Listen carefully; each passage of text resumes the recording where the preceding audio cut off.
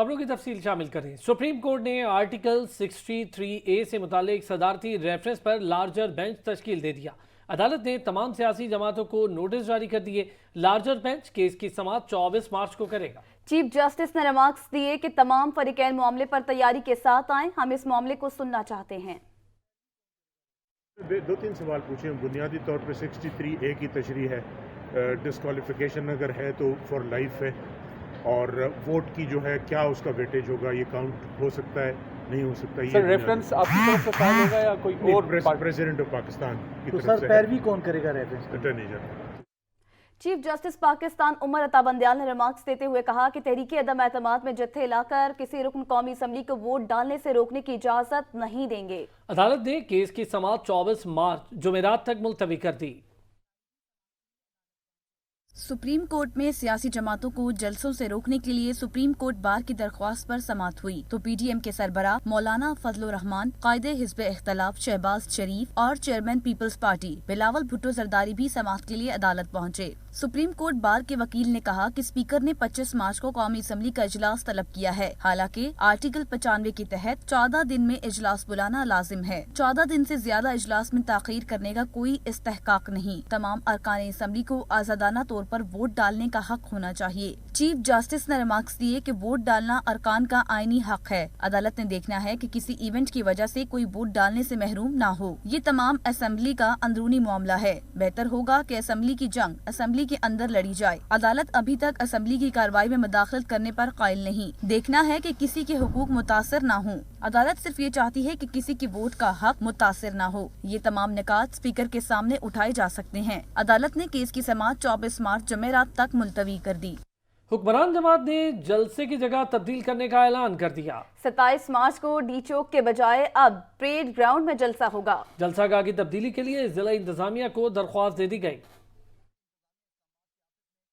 P T I نے تحریک عدم اعتماد سے قبل 27 مارچ کے جلسے کی جگہ تبدیل کرنے کا فیصلہ کر لیا۔ سینیٹر فیصل جوید اور معاون خصوصی برائے سی ڈی اے امور علی نواز اوان نے ضلع انتظامیہ اسلام آباد کے آفس میں تحریری طور پر جلسہ گاہ کی تبدیلی کے لیے درخواست دے دی۔ سینیٹر فیصل جوید اور علی نواز اوان کہتے ہیں جتنے جلسے کیے قوانین کو مانا ہے۔ ڈی چوک پر جلسہ کرنے کے بجائے پریڈ ایونیو میں جلسہ کرنے جا رہے ہیں۔ امر بالمعروف جلسہ ملک کی تاریخ کا سب سے بڑا جلسہ ہوگا۔ ایک عظیم الشان جلسہ عام منعقد کیا جا رہا ہے 27 مارچ بروز اتوار کو اسلام آباد میں، اور جلسے کا جو عنوان پرائم منسٹر عمران خان صاحب نے جو رکھا ہے وہ ہے امر بالمعروف۔ ہم جشن منا رہے ہیں 27 مارچ کو کہ یہ قوم ایک واقعی میں اب صحیح معنوں میں ایک قوم بننے جا رہی ہے۔ انہوں نے مزید کہا کہ قوم نے حق کے ساتھ کھڑے ہونے کا فیصلہ کر لیا ہے۔ اپوزیشن کی عدم اعتماد نہیں، نوٹ کانفیڈنس ہے۔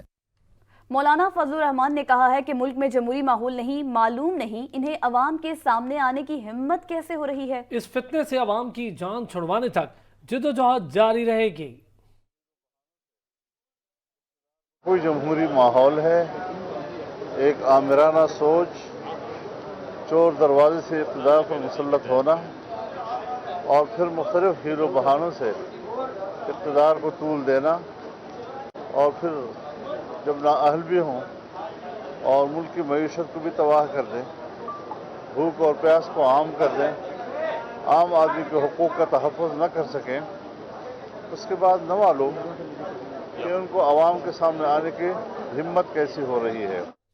وزیر اعظم عمران خان ڈٹ کر کھڑے ہیں۔ وفاقی وزیر اطلاعات فواد چودھری نے کہا مولانا نے اسلام کے نام پر ووٹ تو لے لیے لیکن کیا کیا؟ انہوں نے سوائے دین فروشی کی اور کیا ہے؟ منحرف ارکان اپنے بچوں کو منہ دکھانے کے قابل نہیں۔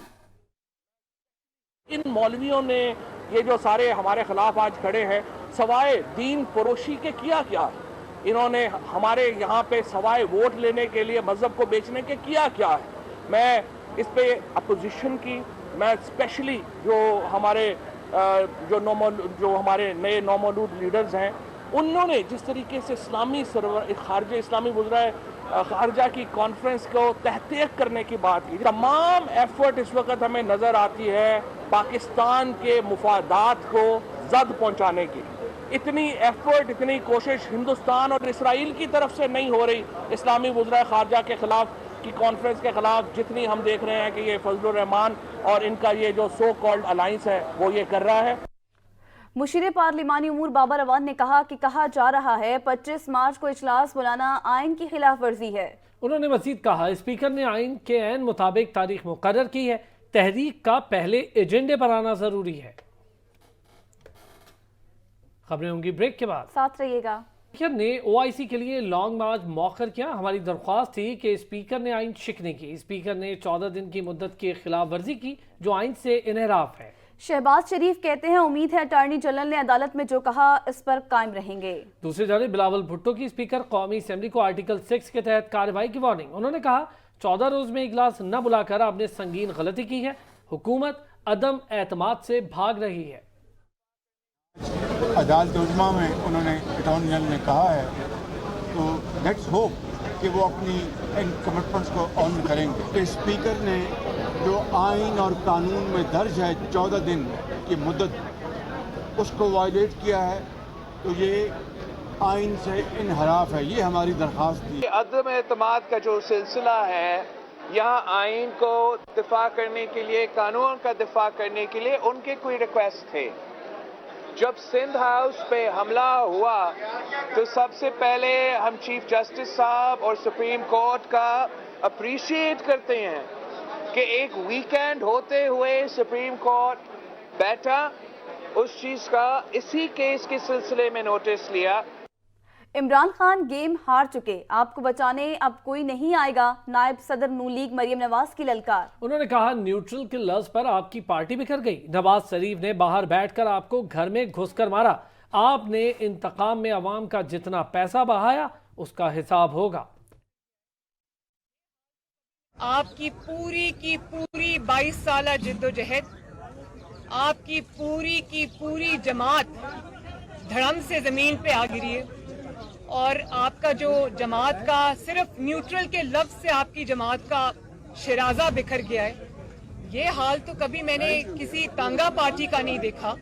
आपने पूरी कोशिश की है कि आप साजिश करके सामने आए। जब कभी कहा करते थे कि नवाज शरीफ की सियासत खत्म हो गई, 4.25 साल के बाद आज अवाम नवाज शरीफ को आवाज दे रही है। अब तो इमरान खान साहब के हिसाब किताब का और उनकी बंदिश का वक्त है। अब तो उसकी खैर मनानी चाहिए। कराची के अरकान कौमी असेंबली ने वज़ीर-ए-आज़म इमरान खान की क़यादत पर मुकम्मल एतमाद का इजहार किया है। शहर कायद के अरकान कौमी असेंबली ने एतमाद का इजहार वज़ीर आज़म इमरान खान से होने वाली मुलाकात में किया।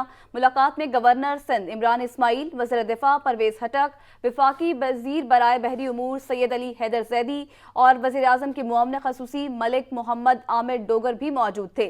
मुलाकात में आफ्ताब सिद्दीकी, सैफुर रहमान, अताउल्ला, अकरम चीमा, फहीम खान, असलम खान, आलमगीर खान, अब्दुल शकूर शाद, कैप्टन जमील, आफ्ताब जहांगीर, साइमा नदीम और नुसरत वाहिद शामिल थी।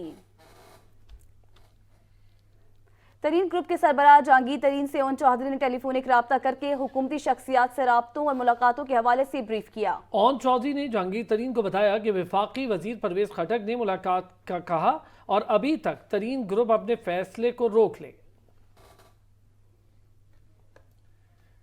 वज़ीर-ए-आज़म इमरान खान ने इदारों और अफसरान के खिलाफ सोशल मीडिया मुहिम चलाने वाले अनासिर के खिलाफ कार्रवाई की हिदायत कर दी। वज़ीर आज़म इमरान खान की ज़ेर सदारत पार्टी रहनुमाओं का इजलास हुआ, जिसमें वज़ीर आज़म ने इदारों और अफसरान के खिलाफ सोशल मीडिया पर चलने वाली मुहिम का नोटिस लिया।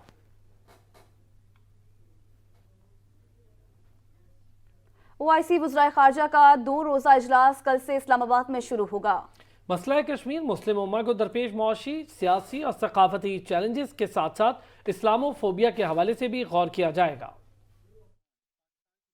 इस्लाम के नाम पर कायम पाकिस्तान की तारीख में एक बार फिर से तारीखी लम्हात। उम्मत मुस्लिमा मेहमान बन गया इस्लामी मुमालक का किला पाकिस्तान मेजबान। पाकिस्तान की मेजबानी में 48वें ओआईसी वज़राए खारजा इजलास में हिजाब, मसला कश्मीर, पाक भारत अमन अमल, कोरोना, इस्लामोफोबिया, मुस्लिम अक़लियतों के मसाइल, अफगानिस्तान की सूरत हाल सर फहरिस्त। ओआईसी की असर नौ तश्कील और चार्टर का भी जायजा होगा। अफगानिस्तान ओआईसी इजलास में खुसूसी इंतजाम के तहत शिरकत करेगा। शाम की रुकनीत ताहाल मुअत्तल है। अफगानिस्तान की सूरत हाल पर नुमाइंदा खसूसी की रिपोर्ट भी पेश की जाएगी। सेक्रेटरी जनरल ओआईसी की जानब से हुर्रियत रहनुमाओं मीर वाइज उमर फारूक, नुसरत आलम और दीगर को इजलास में शिरकत की दावत दी गई थी, तहम भारत की जानब से उन्हें पाकिस्तान आने की इजाजत नहीं दी गई। ओआईसी इजलास के दौरान राब्ता ग्रुप बराए कश्मीर का वज़राए खारजा का इजलास भी होगा और राब्ता ग्रुप का अपना एलामिया जारी किया जाएगा। मुआशी, मुआशरती, सियासी, सकाफती, कानूनी अमूर भी वजारती कौंसिल इजलास में देखे जाएंगे।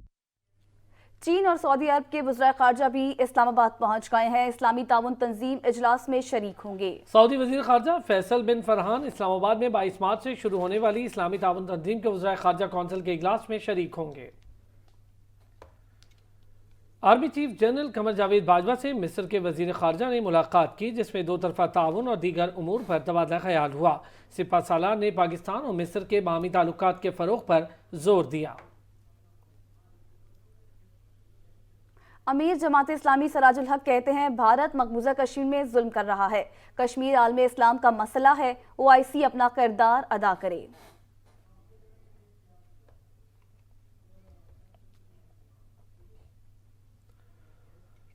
خبر دیں آپ کو، باجوڑ میں دہشت گردوں کی سیکیورٹی فورسز پر فائرنگ. سیکیورٹی فورسز کی جوابی فائرنگ میں 4 دہشت گرد مارے گئے.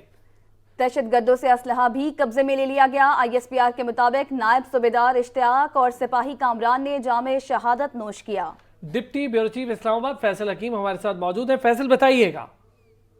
جی ISPR کے مطابق باجوڑ کا علاقہ بلورو ہے، جہاں پر جو سیکیورٹی فورسز پر دہشت گردوں نے فائرنگ کی اور سیکیورٹی فورسز فوری جوابی کارروائی کی، جس کے نتیجے میں 4 دہشت گرد مارے گئے. مارے جانے والے دہشت گردوں سے اسلحہ بھی قبضے میں لیا گیا ہے اور یہ بتایا جا رہا ہے کہ یہ سیکیورٹی فورسز پر حملوں میں ملوث تھے. جبکہ فائرنگ کے تبادلے کے دوران جو سیکیورٹی اہلکار تھے نائب صوبیدار اشتیاق اور سپاہی کامران شہید ہو گئے، جبکہ اسی دوران فائرنگ کے تبادلے میں 3 جو سیولین تھے وہ بھی شہید ہوئے، جن کے عصمت، الہام اور بہادر نام بتائے گئے ہیں. سیکیورٹی فورسز نے اس عزم کا اظہار کیا ہے کہ ملک سے دہشت گردی کے خاتمے کے لیے. بہت شکریہ فیصل حکیم. وقت ہوا ایک بریک کا، ہمارے ساتھ رہیے. ضلع اٹک میں سالانہ تعلیمات نہج البلاغہ تربیتی کانفرنس کا اہتمام کیا گیا، جس میں بڑی تعداد میں علماء کرام نے شرکت کی اور دین اسلام کی اہم ترین کتاب نہج البلاغہ کی تعلیمات پر روشنی ڈالی. جامعہ جعفریہ جنڈ اٹک میں سالانہ تربیتی و تبلیغی پروگرام بعنوان تعلیمات نہج البلاغہ کانفرنس منعقد کی گئی. علماء کرام نے دین اسلام کی عظیم کتاب نہج البلاغہ کی تعلیمات پر روشنی ڈالی اور اس کی اہمیت پر زور دیا. علماء کا کہنا تھا نہج البلاغہ اہل اسلام کی عملی زندگی کے تمام پہلوؤں کے لیے ایک مکمل ضابطہ حیات ہے. مقررین کا کہنا تھا کہ نہج البلاغہ مستند ترین کتاب ہے، جس کی مدد سے دین اسلام کو سمجھنے میں نہ صرف آسانی ہوتی ہے بلکہ یہ ایک انتہائی اہم معاون بھی ہے، جس میں لاتعداد اہم ترین دینی مسائل کو انتہائی سادہ انداز میں سمجھایا گیا ہے. کانفرنس میں ملک بھر کے علماء کرام مولانا شیخ انور نجفی، مولانا محمد افضل حیدری، مولانا ڈاکٹر شبیر حسن میسمی، مولانا سید علی رضا نقوی، مولانا مقبول حسین الوی، مولانا پروفیسر عابد حسین، مولانا سید رضی عباس حمدانی، مولانا سید حافظ کاظم رضا نقوی، مولانا انیس الحسنین خان، مولانا ملک ظفر عباس، مولانا سید امیر حسین نقوی، مولانا لیاقت علی اوان، مولانا نذیر حسین ناصری سمیت دیگر نے شرکت کی. بلیٹن میں اب تک کے لیے اتنا ہی. دیکھتے رہیے سچ نیوز.